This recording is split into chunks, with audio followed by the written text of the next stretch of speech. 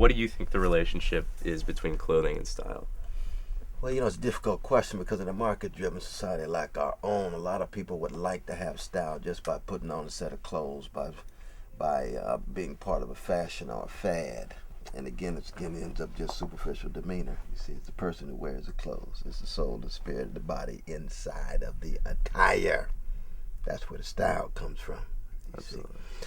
But on the other hand, the clothes can be an extension of it.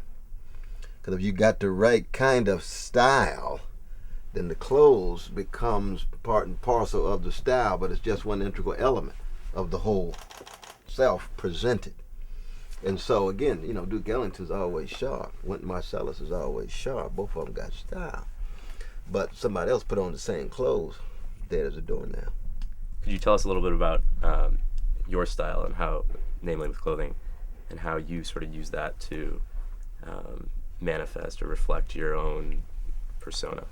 Yeah, that's a good question. I really thought about it. I mean, for me, it's my clothes have everything to do with my calling, which is not just my career. It has to do with my vocation, not just my profession. It has to do with my life task, not just my day job. And it's old school style.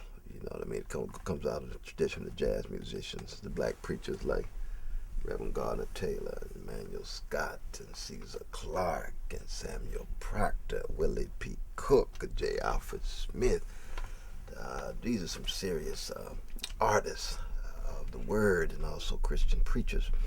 So I get the fusion of the musical tradition on the one hand, the oratorical, rhetorical tradition on the other, fused into my own sense of who I am as a blues man in the life of the mind, a jazz man in the world of ideas, a kind of soul brother in the academy.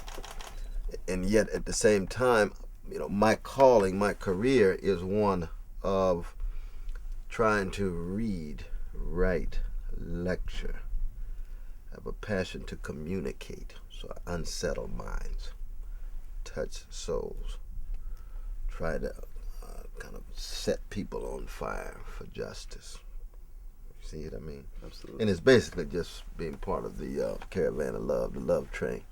The OJ sang about justice, what love looks like in public. People can feel a certain kind of love, compassion, empathy coming out of you, and then have that for others. And then, of course, as a Christian, I come out of the Hebrew scriptures. It's orphan, it's for the widow, it's for the fatherless, it's for the motherless, it's for the oppressed, it's for the marginal people.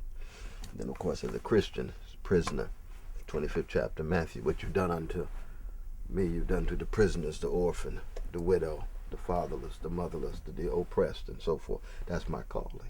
You see.